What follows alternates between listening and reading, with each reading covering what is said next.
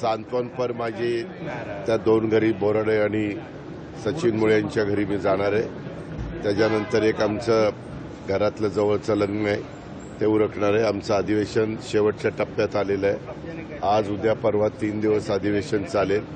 आज बहुतेक अंतिम आठवडा प्रस्तावावरची चर्चा आणि त्याला रिप्लाय होईल आणि राहिलेले 2 दिवस आपल्या देशाला जे घटनेचे शिल्पकार डॉक्टर बाबासाहेब आंबेडकरांनी अतिशय अप्रतिम अत्युच्च अशा प्रकारचं दर्जाचं संविधान दिलेलं आहे, त्याला 75 वर्ष पूर्ण झालेली आहेत आणि त्याच्यामुळे 2 दिवस आम्ही खास या संविधानावर चर्चा सभागृहामध्ये ठेवलेली आहे। मग बुधवारी आमचं सभागृह त्या ठिकाणी हमने उस जगह के ओनर को भी कहा, इस जगह पे 6 एफआईआर पास्ट में हो चुके हैं, बहुत सारे किस्से यहाँ हो चुके हैं।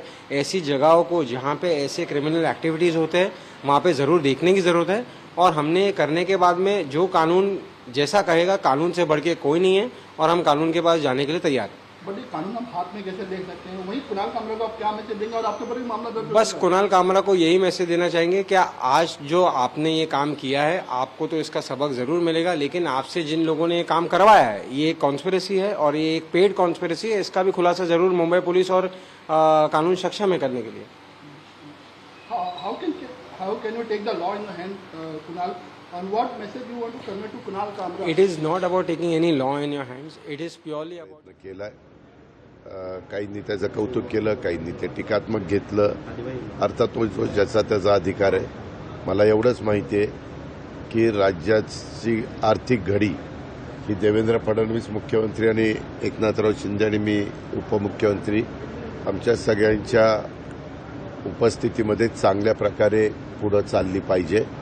महाराष्ट्राला देशाच्या पातळीवर एक वेगळं महाराष्ट्राचं नाव आहे, नाव लौकिक आहे, तो तसाच पुढे कसा वाढेल याकरता आमचा प्रयत्न चालला आहे। दुसरी एक गोष्ट मी काल काही ठिकाणी बोललो, देशाचे पंतप्रधान नरेंद्र मोदी साहेब, अमित शहा, पीयूष गोयल आणि कृषी मंत्री शिवराज सिंग चौहान आपल्या महाराष्ट्रामध्ये मोठ्या प्रमाणात कांदा उत्पादक शेतकरी आहे आणि निर्यात करण्याच्या करता जो टॅक्स लावलेला होता त्याच्यातला 20% टॅक्स कमी करण्याचा निर्णय हा घेतला गेला केंद्रीय पातळीवर आणि त्याचं स्वागत आम्ही सगळ्यांनी केलेलं आहे। शेतकऱ्यांना एक मदत करणारा हा निर्णय आहे। त्याच्यामुळं भाव कांद्याचे निश्चितपणे शेतकऱ्यांना बऱ्यापैकी त्या ठिकाणी वाढ होईल। आम्हाला नेहमी विचार करावा लागतो, पहिला शेतकऱ्याचा पण उत्पादक म्हणून आणि दुसरा ग्राहकाचा पण, का तर तो खरेदीदार आहे म्हणून त्याच्यात समन्वय साधावा लागतो। कारण शेतकऱ्यांनी जेवढा खर्च केलेला असतो तेवढा खर्च तर त्याला निघाला पाहिजे आणि त्याला त्याचं कुटुंब चालवायला देखील त्याच्यावर काही प्रॉफिट पण झाला पाहिजे आणि जो खाणारा वर्ग आहे कांदा खाणारा त्या ग्राहकाला पण आवाचा सवा दरामध्ये हा कांद्याचा दर वाढता कामा नये अशा पद्धतीनं आम्ही जातो। कधी कधी दर इतके वाढतात की तो खाणारा नाराज होऊन जातो आणि कधी दर एवढे कमी होतात की तो उत्पादक शेतकरी अतिशय काकुळतीला येतो, मेटाकुटीला येतो, नावमेद होतो, खचून जातो। पण कालच्या या निर्णयामुळं निश्चितपणे दोघांनाही मदत होईल, विशेषतः शेतकरी वर्गाला मदत होईल। जरा कुणाल वाघेची समाधी छत्रपती संभाजीराजे यांनी मागणी केली। मला एक कळत नाही हो, छत्रपती शिवाजी महाराज आपल्याला सोडून 1680ला गेले, 1630चा त्यांचा जन्म 1680ला ते गेले। आता हा सगळा काळ 80ला गेल्यानंतर आता आपण 2025 मध्ये का असे जुने मुद्दे कुठले तरी काढले जात आहेत? आता ही समाधी काय आज आहे का? त्याच्यावर संयुक्त महाराष्ट्राचा मंगलकार्य चव्हाण साहेबांनी आणला। चव्हाण साहेबांच्या पासून आत्ताच्या देवेंद्रजींच्या पर्यंत एवढ्या वेगवेगळ्या मान्यवरांनी मुख्यमंत्रीपद भूषवलं। अनेक पंतप्रधान आपल्या रायगडला येऊन गेले, अनेक राष्ट्रपती रायगडला येऊन गेले, अनेक वेगवेगळे राजकीय नेते येऊन गेले। आता मधीच कुठले ना कुठले मुद्दे काढले जातात। त्या मुद्दा मांडण्याचा अधिकार प्रत्येकाला आहे, पण माझं स्वतःचं मत असं आहे की ज्याच्यातून नवीन प्रश्न निर्माण होतील. आज आपल्या सगळ्यांच्या समोर जगाच्या, देशाच्या, राज्याच्या समोर एआयचा प्रश्न आहे, कृत्रिम बुद्धिमत्ता. बजेटमध्ये देखील मी त्याच्या संदर्भात आर्टिफिशियल इंटेलिजन्सच्या बद्दल बोललेलो आहे. आपण बजेटमध्ये तरतूद केलेली आहे. ॲग्रिकल्चर कृषी क्षेत्रामध्ये देखील त्या रस्त्याने गेल्याशिवाय गत्यंतर नाही. त्याशिवाय माझ्या शेतकऱ्याची पाण्याची बचत होऊ शकत नाही, खताची बचत होऊ शकत नाही, उत्पादन वाढ होऊ शकत नाही आणि जमिनीचा पोत पण चांगला राहू शकत नाही. हे असे अनेक कंगोरे त्याला आहेत. त्याच्यामुळे ह्या गोष्टीला आम्ही महत्त्व देतोय. त्याच्याकरता लवकर काही कॉन्फरन्स घेता येईल का, काही बाबतीमध्ये त्याचं संशोधन मोठ्या प्रमाणावर झालं आहे. मोठ्या मोठ्या कंपन्या त्याच्यामध्ये उतरलेल्या आहेत आणि त्या रस्त्यांनी कसं आमचा कापूस, सोयाबीन, ऊस, केळी, वेगवेगळ्या फळबागा, धान अशी वेगवेगळी पिकं घेणारा, इव्हन कांदा असा पिकं घेणारा आपला महाराष्ट्रातला शेतकरी आहे, त्याला कशी मदत होईल आणि त्याच्यातून हे जे आपल्याला ऐकावं लागतं, वाचायला मिळतं की बाबा शेतकऱ्यांनी इथं नावमेद होऊन आत्महत्या केली, त्यांनी आत्महत्येपासून त्याला परावृत्त करणं आणि त्याचं शेतीवाडी, त्याचं कुटुंब व्यवस्थितपणे चालेल आणि त्याच्या मुलाबाळांचं लग्नकार्य आणि शिक्षण व्यवस्थितपणे होईल, अशा ह्या सगळ्या गोष्टी त्याच्यातनं भागवल्या जाऊ शकतात. आणि त्यामुळं जगाने पण हे तंत्रज्ञान एक्सेप्ट केलेलं आहे. फक्त मी उदाहरणाखातर शेतीचं सांगितलं, पण ते सगळ्या क्षेत्रात आहे.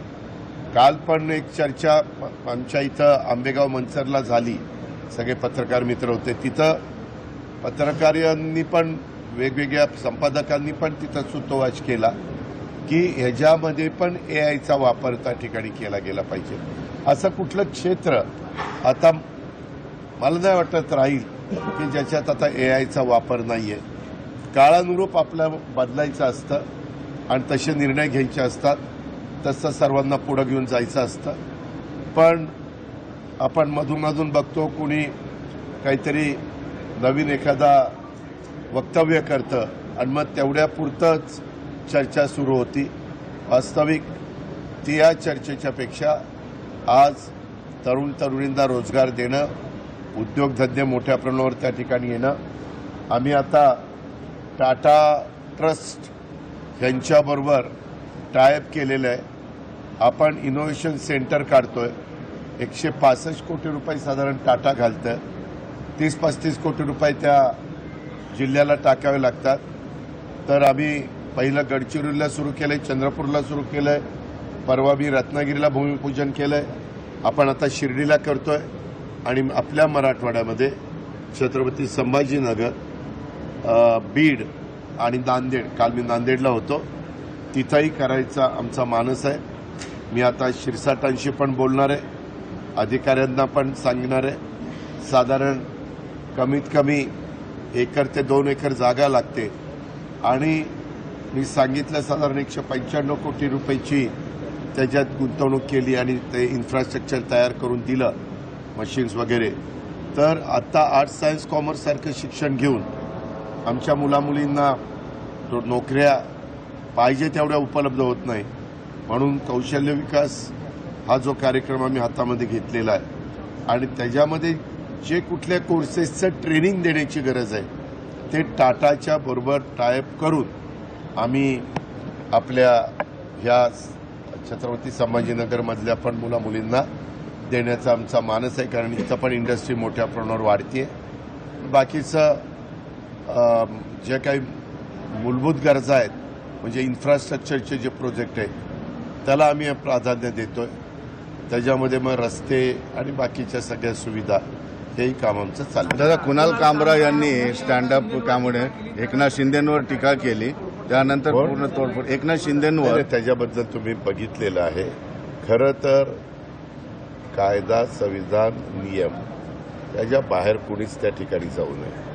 तुम्हाला प्रत्येकाला, तुम्हाला, मला, सगळ्या आजूबाजूच्या जनतेला जेवढा अधिकार दिलेला आहे संविधानाने, त्या अधिकाराचा वापर करून वैचारिक वेगवेगळ्या प्रकारच्या वक्तव्य प्रत्येकाचे असू शकतात.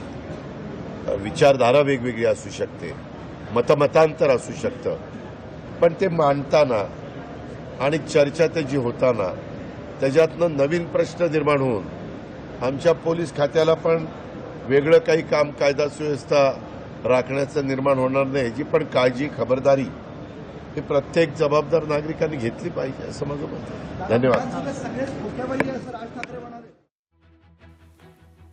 इतिहासातले मुद्दे आपण का पुन्हा पुन्हा चर्चिले जातोय किंवा हे मुद्दे पुन्हा पुन्हा का काढले जात आहेत? आज राज्यासमोर अनेक महत्त्वाचे प्रश्न आहेत, AI चा मुद्दा आहे.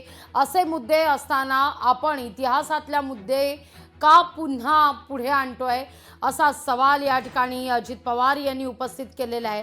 तर कुणाल कामरा संदर्भात कायद्याच्या चौकटीत राहून केव्हाही वक्तव्य करावीत असं देखील उपमुख्यमंत्री अजित पवार स्पष्ट करतायत. लोकशाही मराठी ऐका, पहा, जागरूक रहा.